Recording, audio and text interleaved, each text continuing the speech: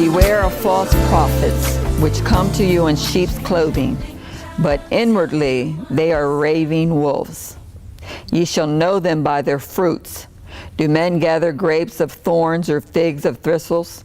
Even so every good tree bringeth forth good fruit, but a corrupt tree bringeth forth evil fruit. A good tree cannot bring forth evil fruit, neither can a corrupt tree bring forth good fruit. Every tree that bringeth not forth good fruit is hemmed down and cast in the fire. Wherefore by their fruits ye shall know them. Not every one that says unto me, Lord, Lord, shall enter into the kingdom of heaven, but he that does the will of my Father which is in heaven. Many will say to me in that day, Lord, Lord, have we not prophesied in thy name, and in thy name have cast out devils, and in thy name have done many wonderful works? And then will I profess unto them, I never knew you. Depart from me, ye that work iniquity. And here, right here with the scripture, first of all, he's saying, beware of false prophets. He said, and they're talking about prophets there, beware of them. So it's telling you right now, if prophets that are supposed to be so-called prophets can trick you up and deceive you, then the regular world can trick you up and deceive you. And it says you'll know them by their fruits. A lot of times we jump on to what people say, or if they look like us, or they dress like us, or they hang around people we know, or they work in places that we're familiar with, or they go to the same church as us. A lot of times that makes us comfortable because they're in comfortable spots. So we get comfortable with them, and then we don't look deeper into them, because we usually look deeper into strangers, people that we don't know anything about. We don't know who they're connected to. Do you know a lot of times when you meet people, or your kids are dating people, first thing you'll ask is, who are their families? That's the first thing you want to know. Well, who's their mom or who's their dad? And we want to know because we feel we know a little bit of something about them if we know who we're connected to. And if they say a name that we know, and it's like, oh, I know them, they're great people. Their parents may have been great people. And we get comfortable because the parents great. Or if their parents weren't great, or they had done something crazy, like, oh, I know them, yeah, they went to jail, they did that, they raped that girl, so on and so forth. And then you're cautious of them because of what their parents was. We get cautious of them. And we can't go on who they know, or what their parents was like, or what their cousins like, or their brothers or sisters like. We have to go on that person. And the only way we can tell about the person, if we take time. You're not going to know them right away. You're not going to know them by what they say, or where they work, or what they're wearing. It says you're going to know them by their fruits. And I always look at when they say knowing about fruits. With fruits, it takes a while to know what's on a tree.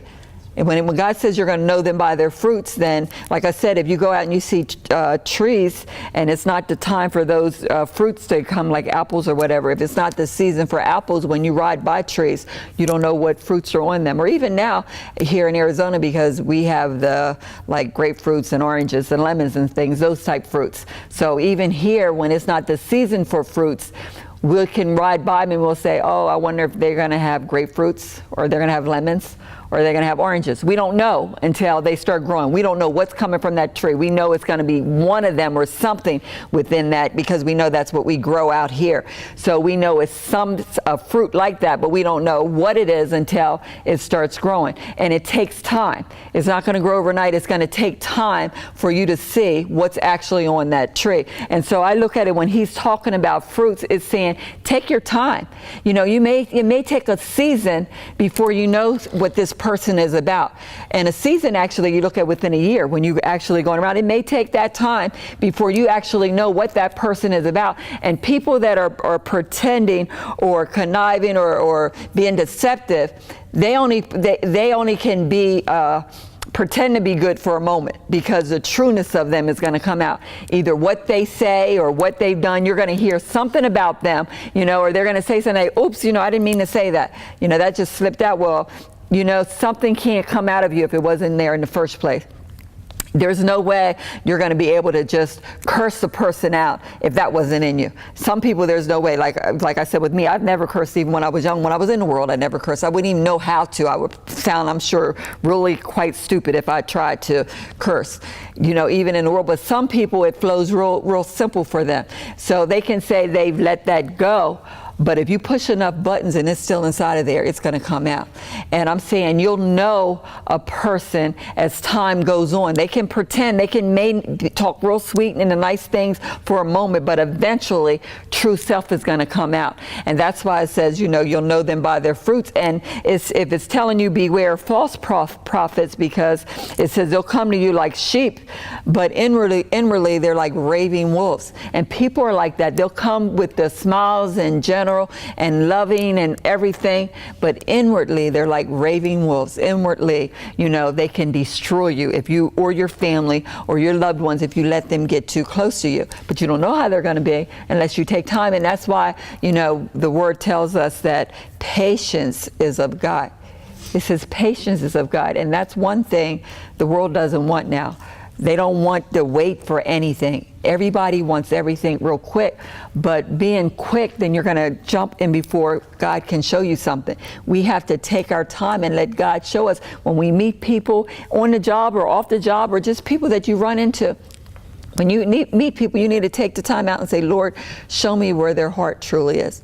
Show me, Lord. And then let him talk to you. Let him show you. And it could be a great person. Everybody's not evil. There's good people out here. There's great people that are still here in this world, but there's still evil people out here too. But let God show you before you start businesses with people or inviting people at your house and inviting them to dinner and going places with you. You don't know what you have on your hand. You don't know what you're dealing with. You could be bringing a psycho in your house, a psycho that you didn't had, come over and spend the night because they know your cousin, they're friends with this person. You don't know anything about them, and you're inviting them in your house to spend the night with you and your kids, and they're getting ready to lose at any moment. They're getting ready to lose it, and that could have been that moment that they wake up and they lost their mind and they didn't kill everybody in the house, and you were the one that invited them in the house because they had that smile on their face, because they looking like like you're looking, because they said the right words, because they're talking the same thing you're talking. People can talk the talk. People can quote the word. There's a lot of people that know the word, but don't mean they're living the word. Satan knew the word really well. So just because you're sitting down and you're having a Bible study with somebody, it don't mean they're on the same page you're on. Don't mean they're going to say everybody that you fall for didn't fall for you. Everybody that you love don't love you. We have to get to the point of letting God direct our steps. It's a day and time that it has to be an individual walk with you and the Lord. It's a day now that is like, God, show me. Tell me where you want me to go. Tell me what you want me to say. Tell me who you want me to be with. Because everybody, like I said, that pretends that they're in your corner, everybody is not in your corner. Everyone that smiles in your face is not in your corner. And we will not know it unless he gives us a discernment spirit. And he can do that. But even in that comes from God. And that's his option, whether or not he wants us to be able to discern. It's a great spirit to have, but it's up to him whether or not he wants us to have that. But we still can, all of us can pray to him and ask us. All of us can say, God, show me, is this a person you want me to get with? Just like people that marry people and then they say, well, who is this person? Total strangers. When when time goes on and they see who they really, really have. And I'm not saying that you have to be with the person for a year or 2 years or whatever, because God can show you the person right then and there. My thing is, what I'm saying is that go to God and ask him to show us what's going on in people's lives. And he can show us right now if he wants to. But we need to start seeking him. And a lot of times what I'm saying is that we don't seek him because we assume we know how a person is because of somebody else, because of who they're hanging with, or because of what they're saying or what they're wearing. And I'm saying you're not going to know people like that. You're only going to know them if God lets you know what this person is about. And it's a day and time that we need to do that, because there is a lot of deception out here. This is a day and time where people are walking in lies. People that are pretending that they're of God. And it says even here, like I said, and the reason I said when it says beware of false prophets is because it's letting you know people that have callings on their life that should be walking for God, that should be an example for God, they're actually pretending. They're pretending. There's a lot of people now pretending to be of God just to get money. People look at it now, you know, the preaching realm is a realm that you can get a lot of money within that. You know, you can say the right things people want to hear. And why is that? Because so many people have voids in their life, and so many people are empty, and people are searching and they're seeking, and they want a word and they want to touch. And so if you're that person that can do that, and you got the crowd going on, and so hey, I'll give you my last dime and this and that if you can do for me. But like I said a couple of weeks ago, you don't have to pay anybody to pray for you. God can bless us. God can touch us. God, actually, He's the only one that can fill voids. He is the only one that can do it. And we need to know that God, we can be vessels that are used by God, but we are not God. We should never take credit for anything that we're doing. If we lay hands on somebody and they're healed, we say, it's not me, it was Christ. It was Him that allowed it to take place. It was Him. Anything that He gives us, that's a gift that He's given us. But if we're doing and we're working miracles, it's only through Him. If He stops it, it's not going to happen. We're not going to be able to do nothing without Him. We need to know Him. We need to get ourselves so wrapped up in Christ. It's a day and time. It need to be you and the Lord. You and the Lord walking with every step of the way, because people are out here doing crazy stuff. The world, like I said, it could be your neighbors that are doing crazy, crazy things. And if we go to, and I just want to go over a couple different scriptures of showing how people was deceptive, and to be aware of people. It's a day and time to be aware. Just don't let your guards down with people because they know who you know, or you think that you know their background. Because people can create backgrounds too. People can tell you things about the background that's not even so within their backgrounds. People can say things that's not even so. So just because you're saying it took place doesn't mean it took place. People will create things that make themselves look better. We need to know for ourselves.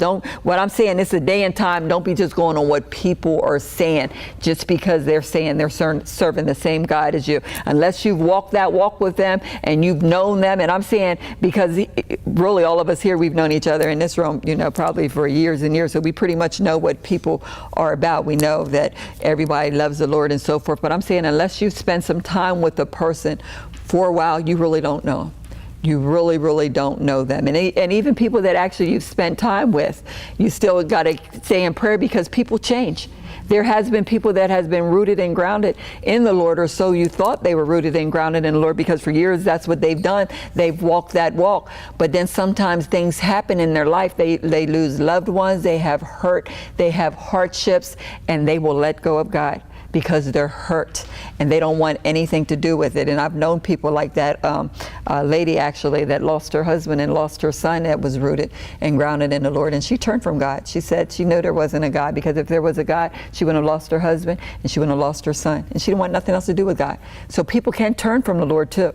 So it's an everyday thing. So I'm saying it's an everyday thing, seeking out, saying, God, show me, because I'm saying just because a person's like this today, you don't know where they're going to be tomorrow. You don't know what takes place in people's life. Tragedy can happen in people's life, and it can make them let go. They can get real bitter, where they were real sweet today, but something went and hurt them in their life, and they can be real bitter tomorrow. People change from day to day, and we don't know what took place in their life. But that's the same with, and it goes both ways. That's the same as someone's out there doing evil things, or out there maybe was pimping today, or prostituting, or being with someone's husband, or whatever they were doing. But then they got on their knees that night and asked God to forgive them. And they're no longer like that. And now we're still holding on to the dirt that they've done. And God didn't clean them up and change them. And they're a better person than we're out there talking about them. And you're touching God's anointed. So it goes both ways. I'm saying we don't know people. We only know ourselves. The only person you truly, truly know is your own self. And sometimes you gotta ask God about yourself. Sometimes you gotta say, Lord, show me me. Lord, get me right. And Lord, am I really like this? Do I need to change, God? Sometimes you even gotta go to Him about your own self. So if we're going to Him about us, and we're wanting Him to change us and get us right, I'm saying, do we really know somebody else? Do you really know other people? And that's even people within your house. So it can be from your kids or anybody else. The only person we can know a little bit is ourselves. But God knows everything about us and them too. So if we go to Him and we stay on our knees, you know, praying to Him more than opening our mouth, we're going to know a little bit more than what we knew from before. And if we go to Genesis chapter 27, like I said, just a couple scriptures to maybe open up our mind or let us be more aware of what's going on. That's just about Jacob and his brother Esau, where Jacob was being deceitful and lying about saying that he was his brother when he wanted a blessing from his father. He wanted a blessing from his father because he knew his father was getting ready to die.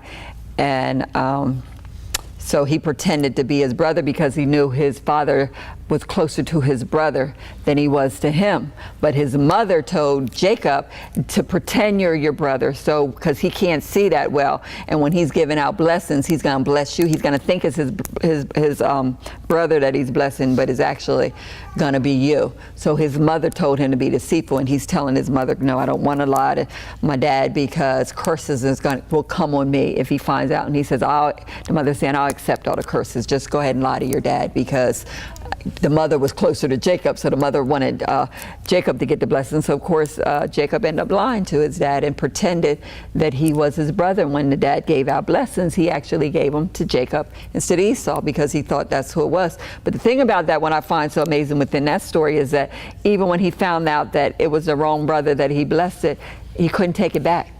Once the word went out, it stayed there. He couldn't, and the dad felt so bad because he really wanted to bless the other brother, but he said, there's nothing I can do about it. I've already said it. I've already pronounced blessings on you, and I can't do it. Because when the word goes forth, the word's forth.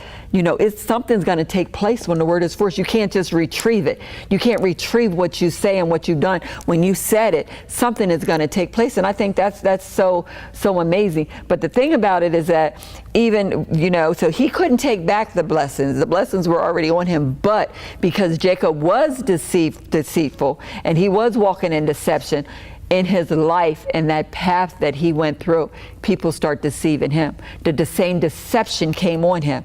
And he went through years and years of someone else deceiving him. And like I said, you need to read the story yourself because it's a lot, but I wanted you to know different stories that you could take time and see about where people can be deceptive. God doesn't like that. And you could think you're getting ahead because he could have thought he was ahead at that moment. He deceived his father, the blessings came on him. He pronounced those blessings came on him. But look at all he had to walk through before he actually got to that point when he was really receiving that. He wanted one woman and have to marry another and had to wait all them years to end up getting the other one. And then he had to work all that time, with his woman's father, because his father-in-law kept deceiving him until he actually had to sneak away. Because, but the deception was something he brought on himself. He brought it on himself. Spirits are real. You think you're getting away with this. Said, I got over this person. They don't know what I've done, and I received this blessing. I got this job, and I got rid of their paper, and they hired me, and they didn't know about them, and all kind of things. We're thinking we're getting ahead, but you're bringing damnation on you. So you might have got that moment. It's like, okay, you got you won that one, but did you really win it? Did he really win getting the blessings from his father from being deceptive with all that he went through for all them years? And it was years and years and years of deception, years and years of deception.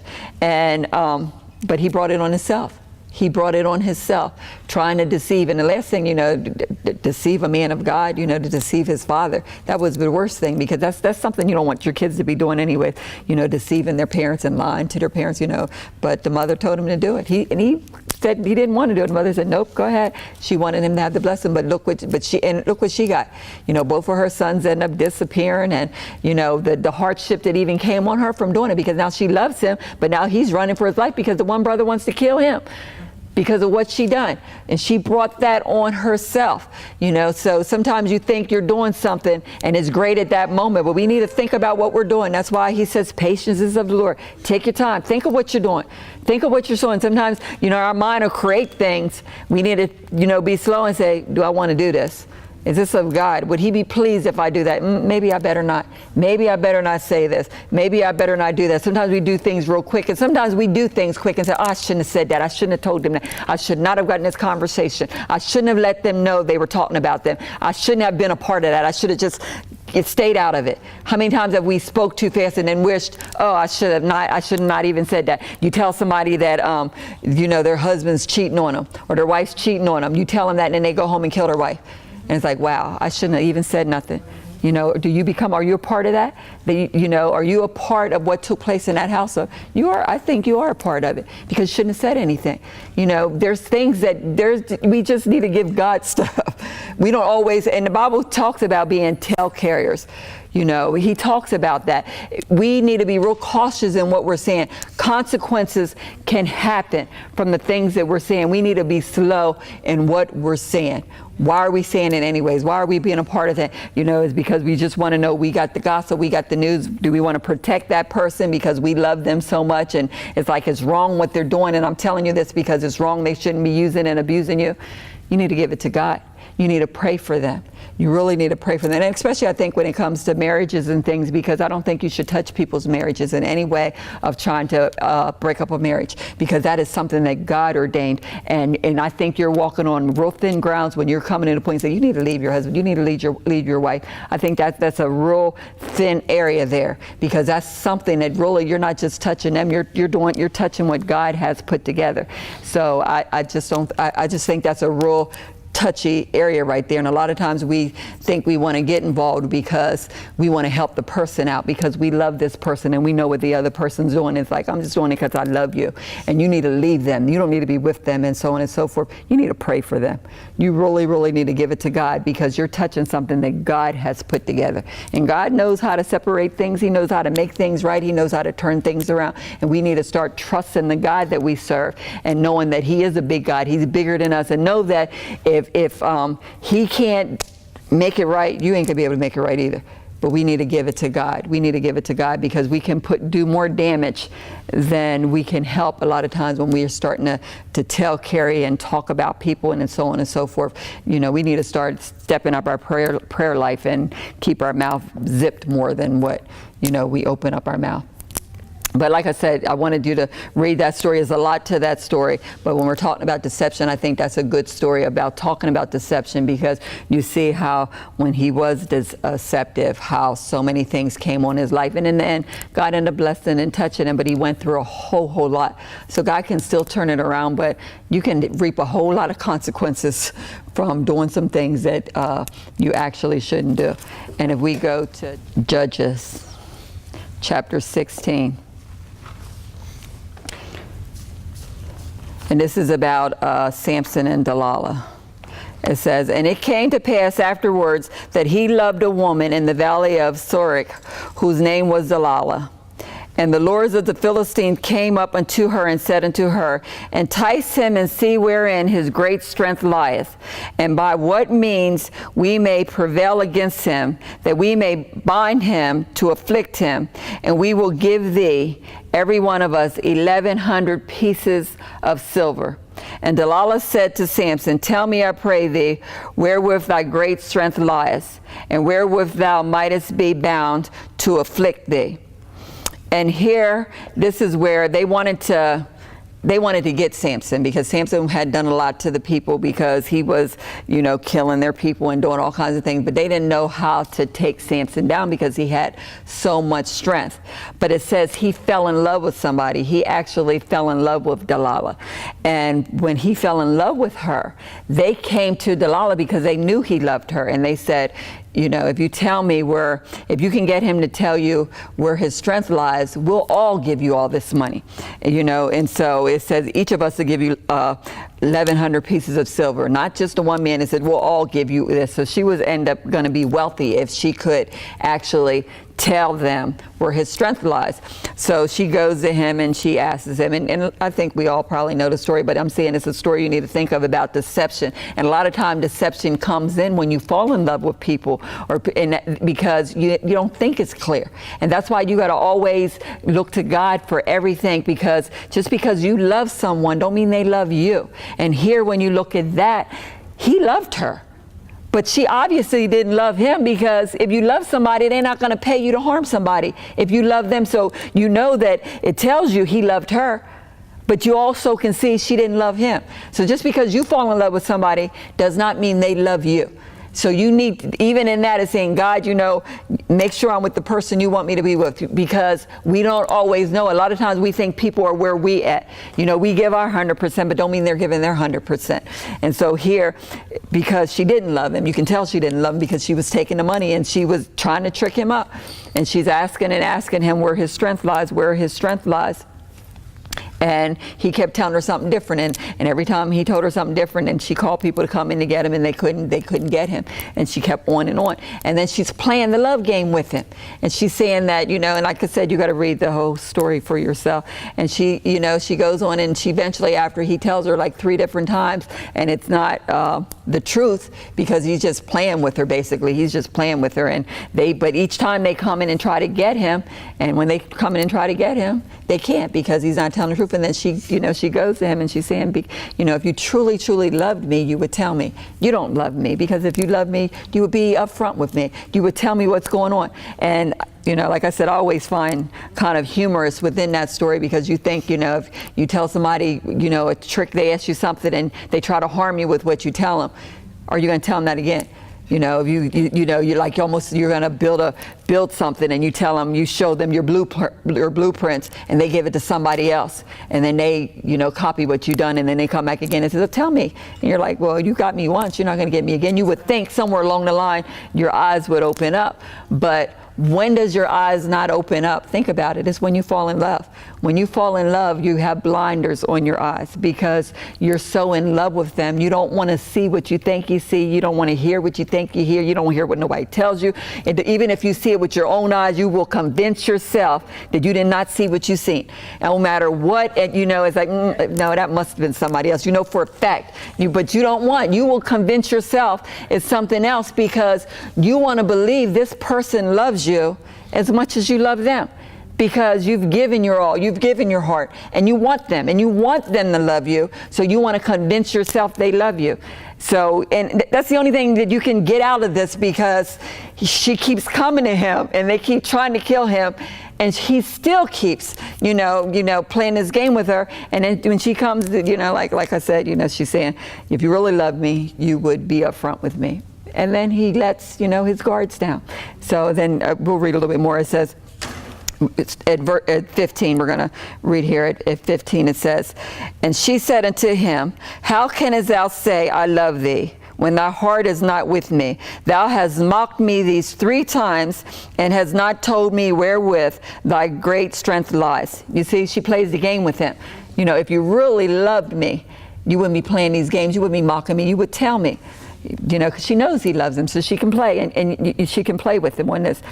Verse 16 says, and it came to pass, when she pressed him daily with her words, and urged him, so that her soul was vexed, so that his soul was vexed with death. And I looked up vexed, and it says, you know, he got annoyed. He was irritated when she just kept on him and on him and on him so much that he just got irritated with her constantly asking him. He just got annoyed, and he finally said, you know, he had enough. He had enough of her constantly asking and asking, you know, so that's why he gave in. And it says in 17, it says that he told her all his heart, and said unto thee, has not come a razor upon my head, for I have been a Nazareth unto God from my mother's womb.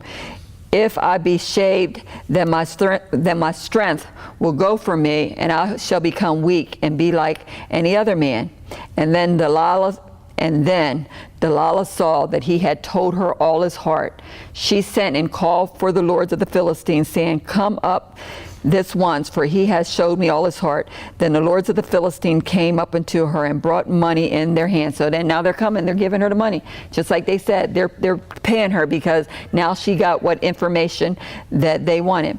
And she said, and she made him sleep upon her knees. And now she's there comforting him. You know, she's laying him, you know, upon her lap, and she's comforting him, because she needs him to go to sleep so they can come in and destroy. Still playing with his emotions, still playing with the love that he has for her. You know, it says, and she made him sleep upon her knees, and she called for a man, and she caused him to shave off the 7 locks of his head, and she began to afflict him, and his strength went from him. And she said, the Philistines are upon thee, Samson. And he awoke out of his sleep, and he said, I will go out at other times before and shake them, and he was not, and he went not, the Lord was departed from him. But the Philistines took him and put out his eyes and brought him down to Gazi and bound him with feathers and brass. And he did grind in the prison's house. And it says he thought he could get up again and fight them like he did all the other times. But once they had actually, cut his hair, because that's where his strength lied, within his hair, because he was never supposed to cut his hair. And when they cut his hair, they were able to capture him. And when they captured him, they took his eyes out. They took his eyes out and they put him in prison. And of course, there's more to the story, and like I said, I'm not going to read it all, but just within that, it goes to show that even how people can be deceptive when you think you're in love with somebody. And like I said before, everybody that you love does not mean they love you. You have to be led even in that. If you're falling for somebody, especially the young people that hear, when you're falling for somebody and you fall for them, you need to say, God, are they in my corner? Do they care about me? Seek it out to God right away. Don't wait till you fall all in love with them and then you're seeking God, because then your heart then took over and then it's hard to hear or see at that point, because you don't want to. Once you fall in love, you don't want to see. Samson was head over heels in love with her. He knew she was playing games with him. Like I said, 3 times. It wasn't even 1 or 2 times. It was 3 times that she tried to have somebody come in there and hurt him. So his eyes should have been open. But like I said, when you're head over heels in love with somebody, you see what you want to see. You hear what you want to hear. You don't want to hear that. You don't want to see that. You want to believe that person loves you. But everybody that you love do not love you. Everybody that you think, everybody's corner that you're in, they're not in your corner. Some people you would give your last for, and they wouldn't give you anything. But you would actually give your last to them, and they wouldn't give you even no parts of it. So we have to pray to God and seek him out in every aspect, because deception does come. People do pretend about different things, and everything that people say is one way. You need to check it out for yourself, and the only way you're going to check it out is by seeking God. Say, God, show me. Lord, show me, because I don't know. They seeming like they right. They're seeming like they're about you. They seem like they love you, like I love you, but I'm giving it to you. If it's something that I need to see, let me see. Talk to him like that. He will show you. When you're serving him and you're faithful to him, God will show you. He will give you hands up. God has shown me many times to walk from situations that I knew were dangerous and I didn't know at the time, and he's told me leave and go here. Many a times he showed me things that only he could have shown me. God has shown me things that he only could have shown me to protect my family and different things. And we need to trust him that he will give us heads up if we want him to. If we don't put him in the picture and we think we got it, he'll let us go on with our way. And sometimes he has grace and mercy, and he'll show us anyways, even though we're not seeking him and serving him. But I'm saying, if you go to him, he will talk to you. He will let you know. Put him in everything you do. Put him in the jobs you're going after. Put him in your love affairs. Put him in whatever you're doing. Put him in. Let him get involved in it before we go so far that we can't even see what's going on. But here is where they were husband and wife.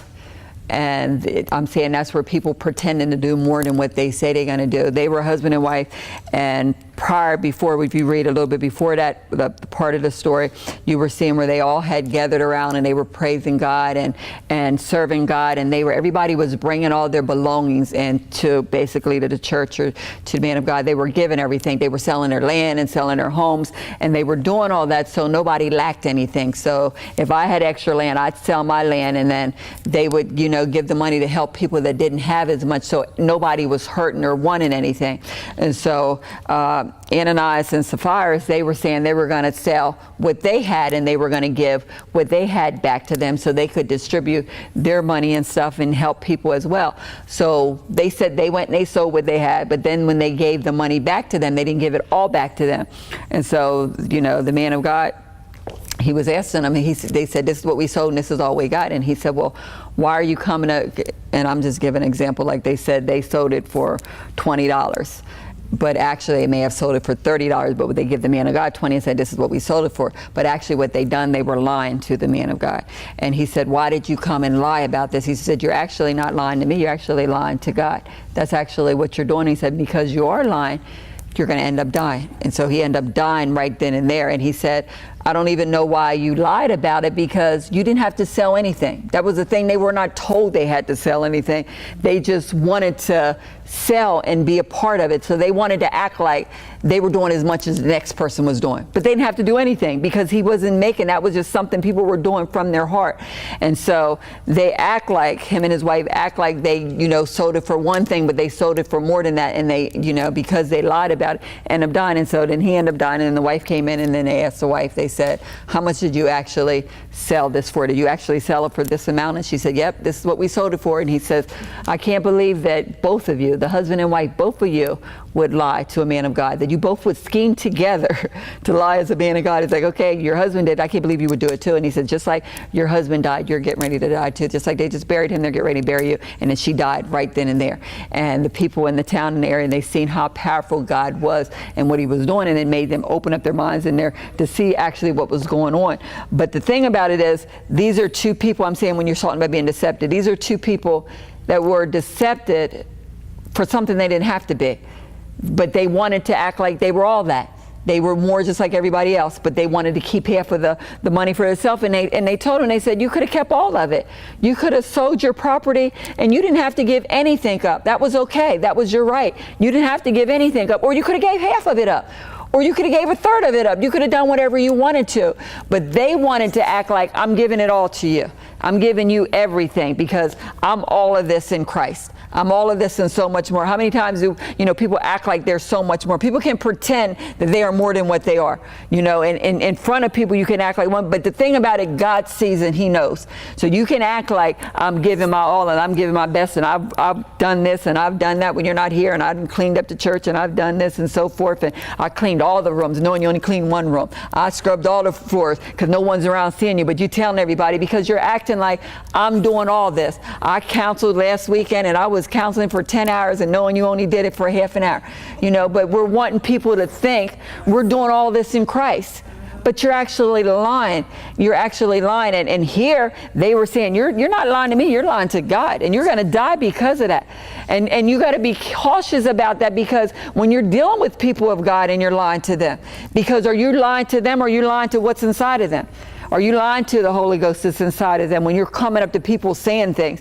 Here they died right on the spot. They died right on the spot. How many times do we know people don't die right on the spot from doing stuff? We don't know that.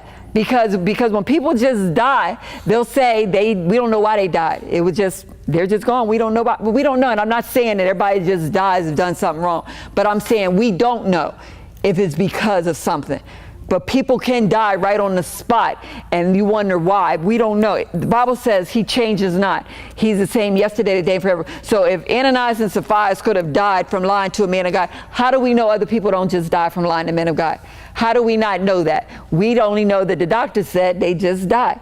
But it could be more to it than what we know, because we don't know everything that takes place. A lot of things we ain't gonna know till we go home and we see our Maker. He says you ain't gonna know everything. Some things we see darkly. When we see our Father face to face, we're gonna know what took place. But we don't know what happens to people. You know, doctors can say, oh, they had a heart attack or this and that. Maybe that's what it was, but maybe it was more to the story than that. We don't know. Here, two people, the husband and the wife, died right on the spot from lying, pretending that they done more than what they done. That's what they did. They pretended that they gave more than what they gave when they didn't have to give anything. People being deceptive. You don't want to be deceptive. God don't like deception. We need to be true. We need to be honest. It's best to be truthful or don't say nothing at all. You know, people a lot of times, they'll say something, and here he says, I can't believe you were in schemes with your husband. I can't believe now he lied. I can't believe you would go along with it. And so we got to, even in that, you got to look at it. Even within a marriage, if your husband or your wife's going sidestep, you need to stay rooted and grounded in the Lord. Because God's not going to look at it. You're not going to say, well, they done it, I can do it. Because anything that's not within the will of God, you have to stand with God. Just because they're saying it, you know, if it's not of God, you can't go their way. Just like with Job, when the wife said, you need to curse God and die. That was the wife was saying. Now, he could have said, well, my wife said it, so I could just go in and curse you. That didn't make it right. It don't make it right when they're coming against God. You should be one with your husband and your wife with all things, but if they ever separate from God, then you need to stick with God. That is one time that you're here and I'm here. You can act like you want. I ain't lying. You know, if they telling you to lie, they telling you to steal, they telling you to do things that you know is not of God, you can't go with that, because you can never separate yourself with something that is not of God. Because, you know, he was saying, he said, you actually went with your husband? You actually are saying the same thing he said? They couldn't believe it. You know, they say, you're going to tell us that same story. You're going to lie too. Well, if that's what you choose to do, then you're going to die just like he died. He died, they buried him, they're going to carry you right out and bury you too. You need to read the story, and that's just how it says it. But it was through deception, lying. You know, we need to think about that. Don't be adding more to your story when you've done something. If you're saying you've done something, a godly deed, then you've done a godly deed. In reality, you do things you ain't supposed to share anyways. But in their case, somebody asks you something, it's a godly thing, you need to be honest. You don't have to add the little extra to make the story a little bit more exciting, or you've done more than the next person done, or, you know, I've done this and I paid my extra and so on and so forth. You're lying. You know, be truthful. There they died. If they can die, you can too. Because he says he doesn't have a preference of person. And then if you go to Daniel chapter 2, verse 18. And this is here, this story is about where actually Nebuchadnezzar, the king, he had a dream. And when he had the dream, he wanted people to tell him what the dream meant. So he called all of the sorcerers and all the people, the magicians, and all the people that could do all the extra things they could do. In Daniel's case, he was a wise man, but he was calling everybody, and he was asking them to tell him his dream. And they were telling him that when they all came at first, they were saying, okay, we'll tell you what the dream means. But he kind of tricked them up, because he's saying, if you really are sorcerers and you really are musicians and you're saying that you're all this and that, I want you to tell me what I dreamt about first, and then you tell me what the dream means. And they're like, no, you tell us what you dreamt about and we'll tell you what the dream means. And they're like, nope. He's the king's like, no, I'm not going to tell you what I dreamt. If you're saying you're all that you are, you tell me what I dreamt about, and then you tell me what the dream means. And they said, no one can do that. There's no way anyone can do that. There's no one can do that but God, the gods above it.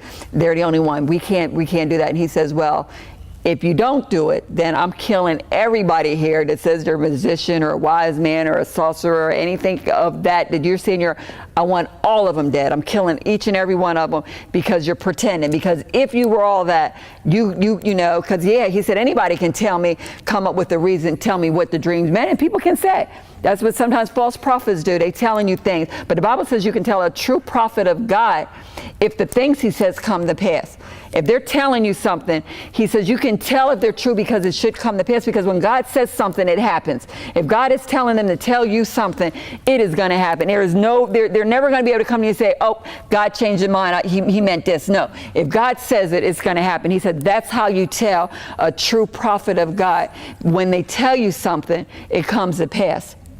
And so he's saying here with them saying all the different things they were going to do, he says anybody can tell me what the dream means, because you could be telling the truth. You might not be telling the truth. I don't know. This is what you're telling me it means.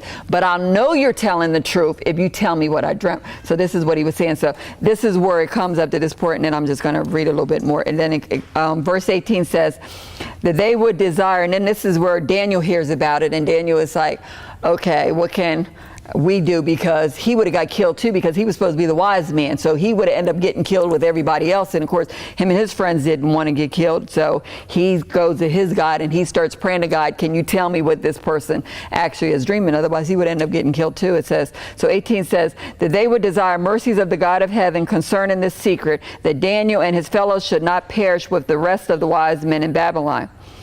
Then was the secret revealed unto Daniel in a night vision. Then Daniel blessed the God of heaven.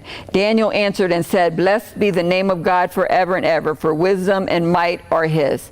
And he changes the times and the season. He removeth kings and setteth up kings. He giveth wisdom unto the wise and knowledge to them that know understanding. He revealeth the deep and secret things. He knoweth what is in the darkness, and the light dwelleth with him.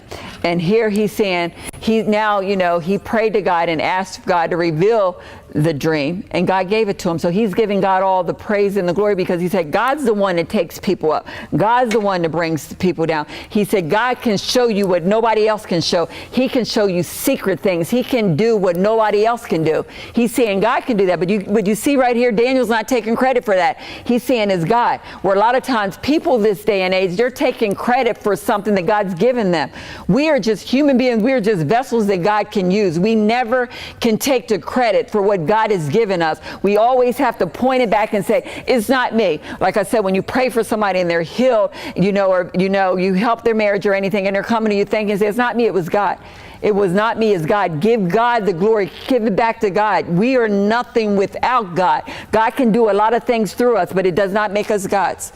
We are just vessels that God can use. And right here, Daniel gives it back to him, and he's thanking God for allowing him to see things.